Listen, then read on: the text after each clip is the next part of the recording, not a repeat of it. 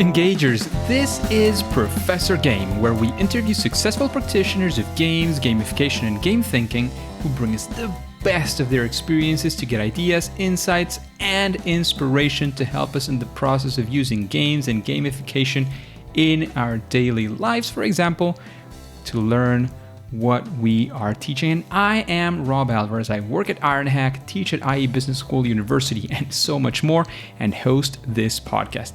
If you have an extra second, please go ahead and subscribe for free to our email list at professorgame.com/subscribe. Hey, Engagers, welcome back to another episode of the Professor Game podcast. And we have Carrie with us today. But Carrie, before we kick off, are you prepared to engage? I'm very prepared. I'm super excited to be here.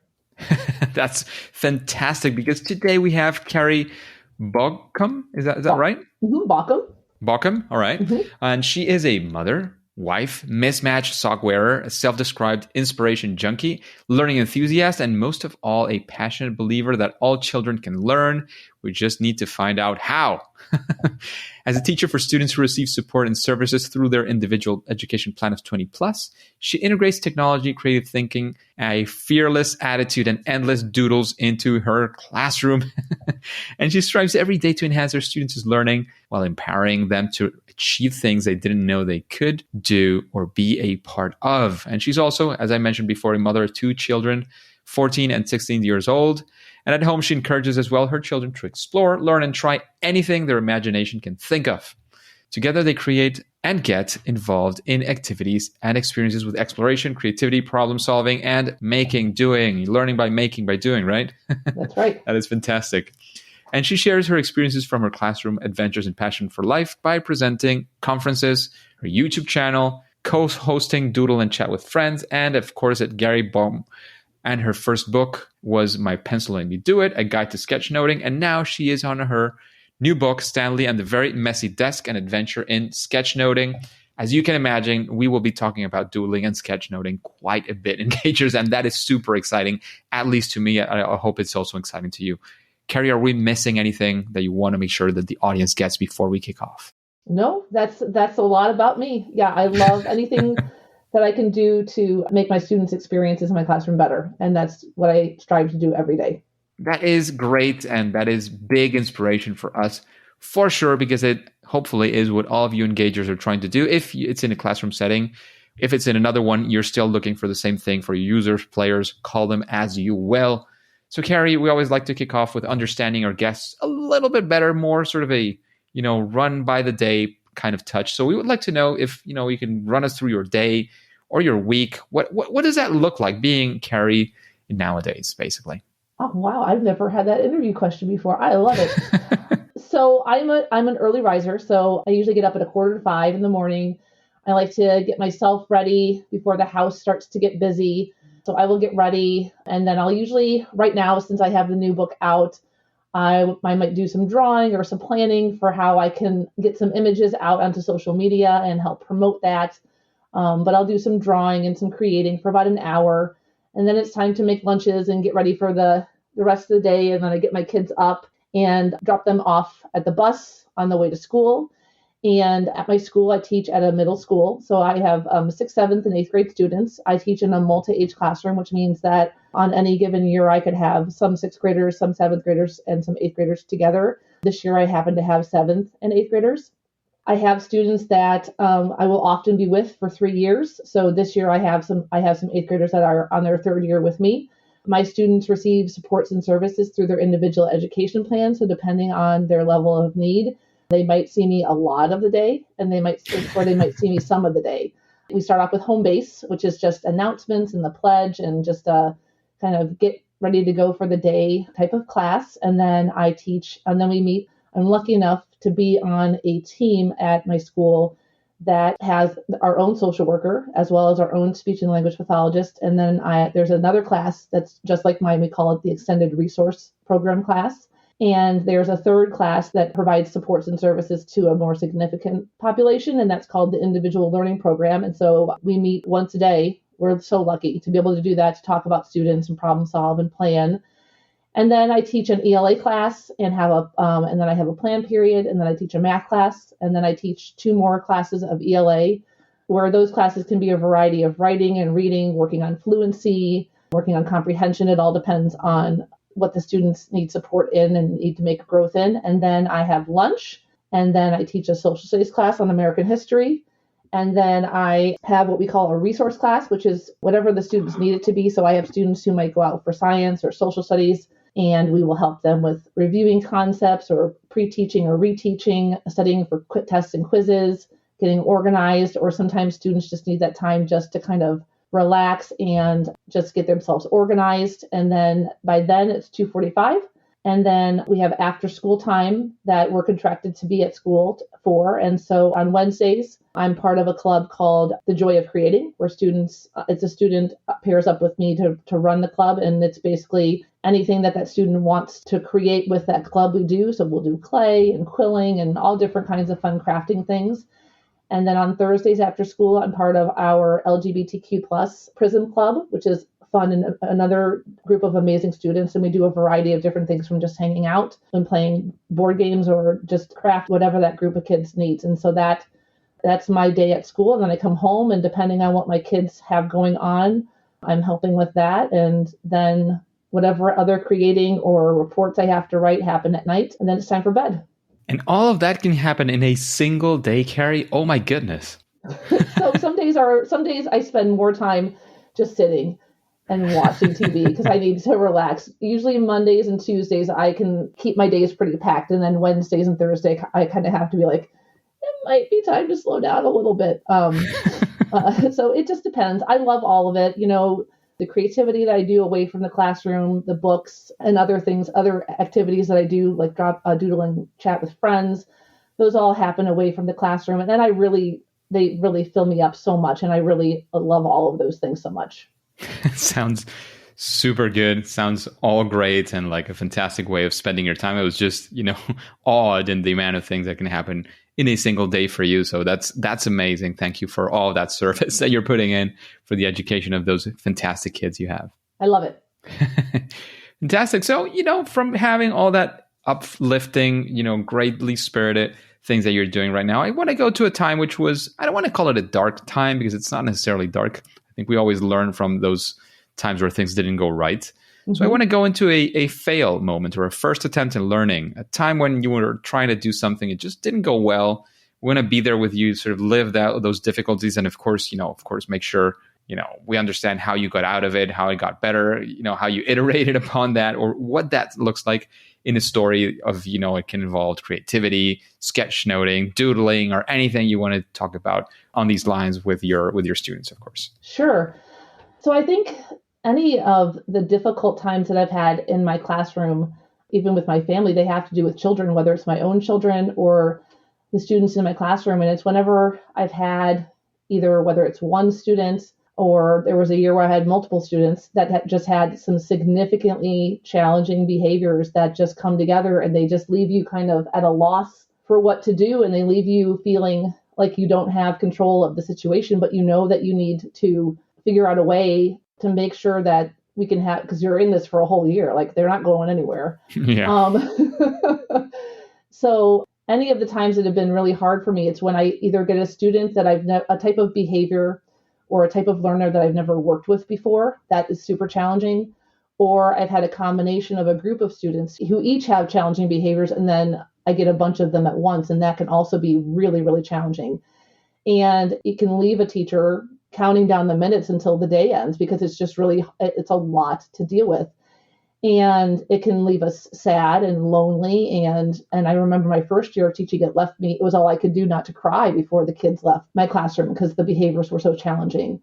And from that first year of teaching and then the other years that I've had with students that are challenging, the best way that I have found to get through that is, first of all, I have to put myself in check and I have to realize the things that I don't know. So students have the behaviors they have. I want them to change. I want them to do better. But first, I have to change what I'm doing first.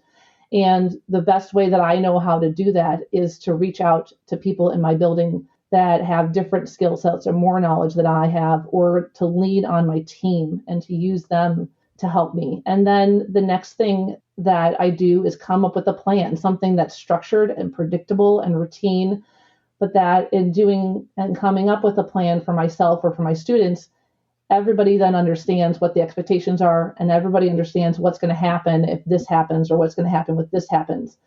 And by creating clear expectations and a communal understanding of what's going to happen, relationships start to develop, a structure is created, students feel safe, staff working with them feel safe, and then we have a plan moving forward so that we can all get what we want, which is to come to school and feel happy and to love learning. And so those are the moments for me that I have always found to be the most challenging for me, and that's how I deal with it. Is there that's fantastic to see sort of what is your thought process behind all this. Is there a time, of course, no naming names or anything of this, keeping it all sort of anonymous? Mm-hmm. Is there a time, something that you can remember of a specific one where something happened and how you sort of ran through this process? I think it would be super helpful to see that. Sure. So I have the most challenging behavior that I have experienced with working with students is refusal, meaning they're not going to do it. No amount of talking, no amount of incentives, no amount of anything will get you to get that student to move. And so that type of behavior can be so challenging because we lose control of things. And can you repeat the question again so I can make sure I come back with what Sure. No, it was just of a specific time, as you were saying, maybe a time when you face one of these difficult behaviors with a student. Wasn't maybe in refusal, as you were saying. So to sort of see how that process actually works in an example.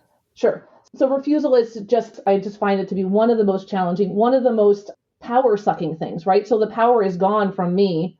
I hate to think of education as power, but when it comes to behaviors, you need to be able to help students make good choices so that we can get them to do what we want to, which is to be available to learn. And refusal is, to me, one of the most frustrating things. I would rather a kid throw a chair across a room, then I know they're mad, rather than sit and not talk and not say anything and not move. So that experience with that student and those behaviors, sometimes it even is tears. You'll get through that moment or those hours of refusal, those periods of refusal. And then I have to go to my team. I go to the social worker. We do have a behavioral specialist in our building, our district, which is wonderful.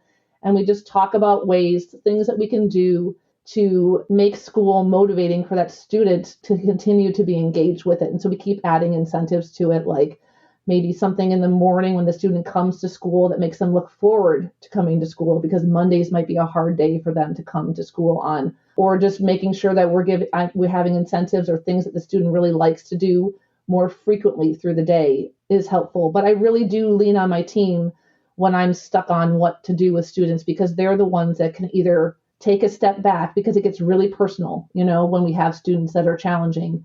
When we lean on our team and other people in our building, they can take a step back and help us really problem solve through things, and then give us suggestions that can make the whole situation better. And they can also support us when we need it. That makes sense. Thanks for that example. I think clarifies quite a bit what you were talking about. And okay, good. Actually taking a spin on that one, sure. of a time or some situation that you faced where, things actually went well. Like you were aiming to do this in the classroom, you were trying to go through this, call it activity, project, whatever that looks like. And, things actually went well. So we want to, understand what went well. Why do you think it went well? What were the things that were in place? We want to basically for you to share a proud moment that you've had in the classroom, of course, related to creativity, sketchnoting, whatever comes to your place. Sure. So I would say this year overall, my social studies class has been one big success over another. And so I lean really hard on sketchnoting. And for friends out there who don't know what sketchnoting is we take in information with our eyes and our ears. And the word part of the information connects with one part of our brain. But there's this whole other half of our brain that likes visuals or images. And when we start to pay attention to what those words make us imagine, in sketchnoting, we call those icons, or I say what movie's playing in your head or what picture. We can write the words that we connect with while we're learning or thinking or reading on a piece of paper, and then also write that or draw that image or icon on our paper. And when we do this, it has all kinds of scientifically proven as well as just biological and feeling benefits to it. And so we do a lot of sketchnoting in my social studies class. Because reading can be a really challenging task for many of my students, we use only solely video to teach social studies concepts in my class. And so students will watch a video, a short clip, and we'll identify the topic. Like the latest one that we just finished, we finished cowboys on the Great Plains. We just finished sketchnoting them.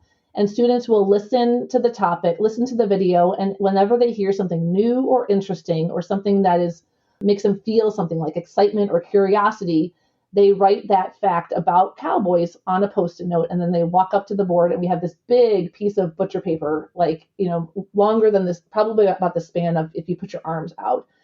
And the students will listen to the video and listen for facts and write it on a Post-it and then put it on the big butcher paper. And so this goes on for probably 1 or 2 periods of the day, 1 or 2 periods of social studies. And then we take the butcher paper off the board and students collaborate and talk about how we want to organize the facts about cowboys. Often we'll have things like pre-organized topics, like who are the characters, what's the setting, what are the actions, what was the problem cowboys faced, what are some of the feelings they had, and students collaborate and talk with each other in my class to decide where they think these different facts belong. And then this last sketch note that we did, we added an element of timelining. So we took all the actions that cowboys had been through in the video of notes that they had and put them in a timeline in order. And then once the sketch note's built using all those different facts, students spend 20 to 40 minutes. We spread the big piece of paper out on a bunch of different tables put together, and students gather all around the sketch note and they read the facts and they imagine the facts, and then they draw, and we talk about cowboys and all the different facts that are in it. And that process has come out of 3, 4, 5 years of trying to teach sketch notes to students, but it's been really wonderful with this group to really see kind of all the hard work that all the students before and myself, and I work with a speech pathologist on my team too, which is also a wonderful addition to this, to see all the really great parts of sketchnoting and the process come together. And then to top it all off, what we've also done with sketchnoting is once we do those cowboys, we've started doing something called a deep dive, where students then will get a more specific topic about the same big topic we've done. So like we did the Great Plains earlier, and a deep dive might be one person has climate for the Great Plains, one person has animals for the Great Plains. And so then students spend single time watching the same video again, using the same process of sketchnoting, but this time they're hyper-focused on just the single topic that they have. And so to see students with my experience in sketchnoting, as well as the students with their learning profiles, sketchnoting on their own, and we started this right before winter break, that's a really advanced thing for them to be able to do, and it just makes me really, really proud to see my students being able to connect with information and ideas in what can be a really complex way for them, but being able to get so much out of it, and also with so much independent skill, really, really, really makes me proud. Wow. And I'm just very curious, like, how did you get, I know like you have plenty of focus on doing it this way and sort of getting them to that point, but how does this whole thing start for you and the students? How do you get them to start doing that? Is it like mandatory homework or that's, I don't know, like how does that go through? I said mandatory, I hate that word in general, but I just wanted to sort of say the first thing that came to mind and see how that comes through. No, that's a great question. So social studies just happens to be my favorite class to do sketchnoting, and it can be done in any subject. And the way we start is just a nice, slow, steady pace, taking them into the process. And a lot of it is with me sitting there doing a lot of the process with them. So we'll play the video, we'll watch, I'll go, oh my gosh, I heard an interesting fact. I'll say that out loud. And then I might write it on a Post-it and then go put it on the board. So a lot at first might be me modeling for them how it looks, or we might watch the video, or you could read text and then pause and say what fact in that paragraph was new or interesting or different, or what do you think is important? And then a student could tell you the fact, and then I might write it on a Post-it or write it on somewhere on the paper. And so by bringing them into the process, by kind of like thinking out loud what you're thinking in your head, you're modeling for them how a sketchnote goes. And then eventually it's handing out Post-its or handing out pens to kids and taking them through that same process again. And it's just a slow and steady pace. But when it comes to sketchnoting, I believe so very deeply that if we're going to bring that process into our classrooms, or especially in the classrooms, we have to sketchnote with them. We have to think out loud. We have to model what it looks like to synthesize big pieces of information into small. And then the thing that scares most people is the drawing. We have to sit down and we have to draw with students, make fun of our own drawings, be silly about our own drawings. But students need to see us put ourselves out there with drawing before we'll start to see them do it sometimes too, because we're going to have kids that are artists that love to draw. And then we're going to have kids that are like, okay, I like you, Mrs. Baughcum, so I'll draw with you because you said so. And then you're going to have students that do not want to draw. But by drawing with our students, by going through the sketchnoting process with our students, we're allowing this kind of community of learners to be developed. And it's a community that welcomes risk and welcomes mistakes and also supports each other. And that's the process that I try to create in my classroom. That sounds beautiful. And my next question was going to be like, do you have a process to go through this? And actually, I realized that we exactly dove into that. So that is absolutely great. Thank you very much for that. And I think it could be very useful for plenty of people. I was actually thinking, I tend to have short courses because I teach more at university level. Mm-hmm. For example, I'm teaching a seminar right now and it's only 6 sessions. So sort of going through the whole process of doing this might be a bit challenging, but I do mm-hmm. find that there could be value in doing something like, these collaborative tools that are out there where you can have sort of sticky notes that are even digital, because I do have hybrid every now and then, mm-hmm. where, just putting out their ideas there and then taking a little bit of time at the end of the class to put those together and to do something around that mm-hmm. in any of these tools. Even just that, I mean, maybe I'm not sure about the sketchnoting at this point because I don't have many of the physical tools that you might have in your classroom. Mm-hmm. I think even just that could be like very, very useful to help set in some of the ideas that are going through in a class, right? Right. I mean, and so just thinking about what you just said about your setting, I think something else that might be interesting for listeners to know too is that a lot about, like, if people are listening about sketchnoting and they do a Google search, they're going to see these really beautiful pieces of work, right? And you'll be like, yeah, Carrie, that's never going to happen for me. And that's true because when we search sketchnotes online, we see sketchnotes done by professional graphic recorders who have had training in it, right? But what I love, my favorite part to talk about sketchnoting, besides the examples that I just gave you, what happens in my classroom, is I love to also take a step back from sketchnoting and look at the process. So you're taking in information with your eyes and your ears. So your students are listening to you through lecture or through reading.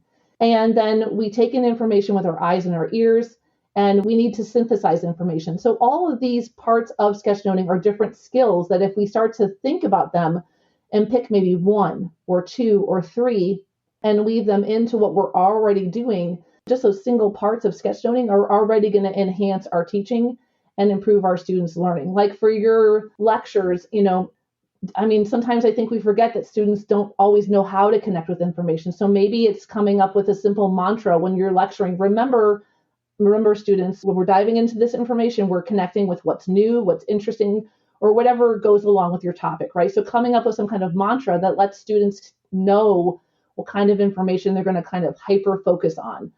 Other skills we work on with sketchnoting is what I call micro summarizing. So students might read a whole page of text, but how do you take a page of text and summarize it in a sentence, or summarize a paragraph in a sentence? Those are all skills that sketchnoting forces students to do, but are things that we can focus on in any level of learning. Another thing we can do is that idea that our brain loves images. So yes, sketchnoting wants you to draw, but making sure we also realize as educators that our brains love images. So making sure our lectures, our teaching have images, not just images after we've taught the lesson, but front-loading lessons with images that allow students to have something to access as we go through new things, is a really great way to use images. Having students create quick little doodles that summarize things can be a quick checkout for you. Or if you're lecturing and you want to check for understanding, students could do a quick Google search for an image that would summarize what you did, and then you could check what they're doing in just a single snippet of an image. Yeah. I don't know if you've seen, there's, for the life of me, I can't remember the name of this online collaboration tool. Well, it's not even a tool. I think it's more kind of a game to play with people, where you have, I think it's the minute. And when you do this digitally, so bear in mind that, if you feel your drawing is not fantastic, just try doing it with a mouse and you'll see how your skills just drop to 10% of what they originally were, right? So the true. idea is, again, digitally with your mouse to draw, a piece of something that can then eventually turn into a story, can sort of evolve. Mm-hmm. So the idea is that you sort of draw something and then that piece of drawing passes on to the next person, Mm-hmm. right? So they can, add things and subtract things as they wish. And it's like, I don't know if you've seen, well, I'm sure you have, like when you pass sort of pages and the images sort of go moving, right? Mm-hmm. Mm-hmm. And you cannot talk to each other. So basically the story just starts building upon whatever comes out in the moment. And that enables them to have that, like them and everybody to have that sort of creative, I can just do this. And it's not going to look, as you were saying, like the sketch notes that you find on the internet and people doing these amazing things, but it's still going to be fun. It's still going to tell a story. And it showcases, part of that capability that we all have in that sense. Agreed. I'll find the name of the tool, hopefully, and if I find it on time, I'll put it with the notes of this episode today. That would be fun. For sure. Just a quick break before we continue with this episode. If you've been enjoying this podcast, I would really appreciate if you share it with your friends and family and on social media. On Twitter and Instagram, it's @RobAlvarezB and hashtag ProfessorGame, all one word. And in Facebook, you can find the Professor Game page. Thanks in advance for your engagement. So, Carrie, what would you say is something that when people are thinking of sketchnoting, is there some sort of, in your opinion at least, a best practice or something that any, sketchnoting done in class could benefit from, when thinking of that? So I think I heard two questions, right? So like, what are the benefits of it? And then what was the other part of the question? The main thing is if there is any best practice. So anything that you would say, always try to do this when you're thinking of sketchnoting and with your students. For sure. I guess, first of all, you can either dive all in and use the whole process of sketchnoting if you want to, or don't be afraid to, like what we talked about just a few minutes ago, to pick a part and use that in your classroom, because there's lots of different parts in sketchnoting. And then I guess my only other piece of advice for people that are thinking about bringing sketchnoting into their classroom is that if you're going to bring the drawing part of it into your classroom, you need to be prepared to draw with your students. So many people have so many emotions, like deep-seated emotions connected to drawing. And some of them I've met adults that have traumatic experiences with drawing. Like they just, it brings them to tears. So we just have to make sure that if we're going to bring drawing into our classroom and draw and ask our students to draw their learning, that we're doing it with them and making sure that we're creating an environment that is safe and risk-free, and that students feel like it's okay to draw with them. And in doing that, people will see real magic start to happen beyond just the drawing together, which is also a reason why I like sketchnoting and drawing with my students in my classroom. Sounds beautiful. Thank you very much for that recommendation, for sure. So after hearing this, and bear in mind that typically we tend to talk a little bit more about games and gamification, but still within all of that creative arena. Mm-hmm. Is there somebody that comes to your mind that you say, I would be very curious to listen to this person interviewed in Professor Game? Like a peer, you mean? A peer, somebody you look up to, somebody you've heard about, whatever that looks like. Like this is a Santa's list, if you may. I have a dear friend, Stephanie Crawford, who lives in Peoria, Illinois, who is amazing with the gamification that she does with her. She works at a regional office, and I love anytime I get to listen to her speak about stuff. I enjoy that. And then there is an educator I think he is in North Carolina, Jed Derryberry, who writes about play and playfulness and bringing that he's working on a second book now. And I just really enjoy seeing all the work that he's doing about bringing play into our world and how he advocates it for our classrooms as well. That sounds absolutely fantastic. I didn't catch the name of the second person. I think it's Derryberry, but I think it's spelled DEAR and then Bury, BURY. Okay. I'll look that up. I hadn't heard it before. Mm-hmm. So sounds like two very interesting people to look into for sure. Mm-hmm. And again, within your area of expertise or the things that you would recommend, is there a book, of course, to sit right next to both of your books that we should have in our libraries and take a look at? I'm still obsessed with Sunny Brown's Doodle Revolution. It's a book written for non-educators. It's more people of the world as well as people in business. And she was at the forefront of sketchnoting. She made it something before it was anything. And I love reading her writing, her humor, the piece of her that she brings into the book, as well as all of the ideas and research and information that she gives for this type of learning and connecting with the world. So that would be what I love that book.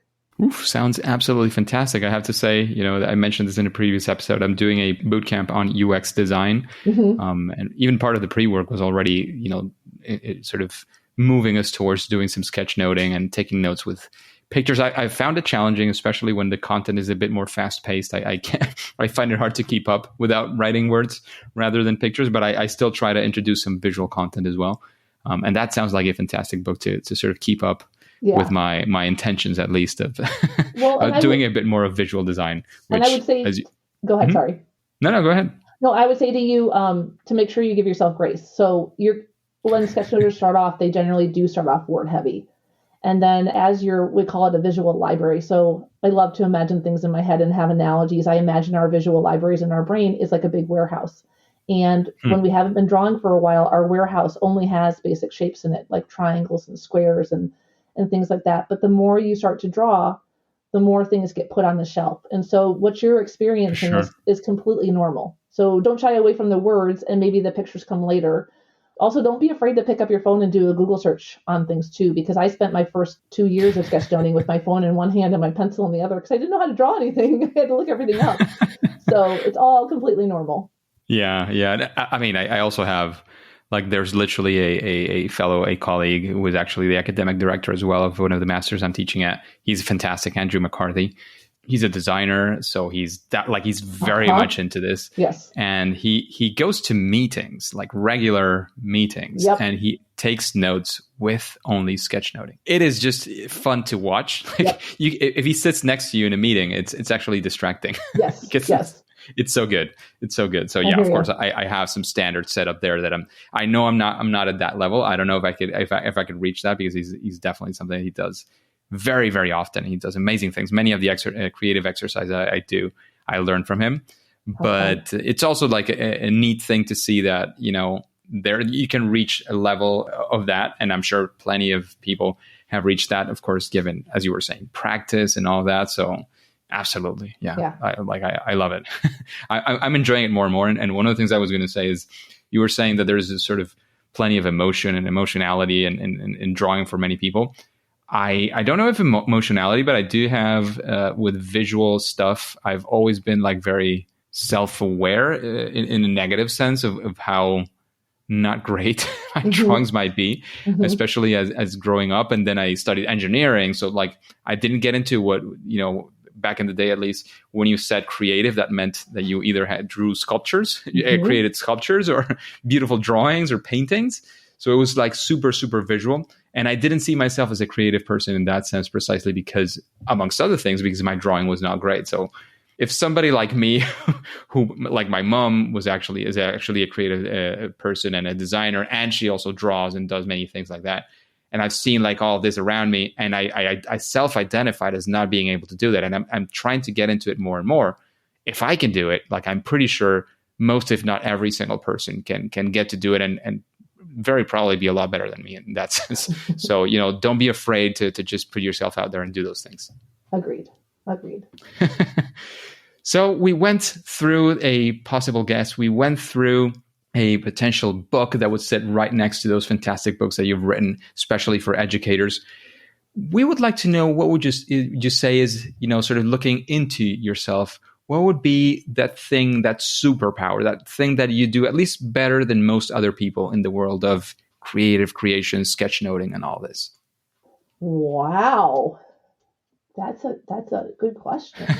And just to give you a little bit more time to think, I'm going to talk a bit through that. Superpowers, I like to remind people that, it's not only if you take in the Marvel Cinematic Universe, there's not just one person who is super strong. You have the Hulk, you have Thor, you have many others who are super strong.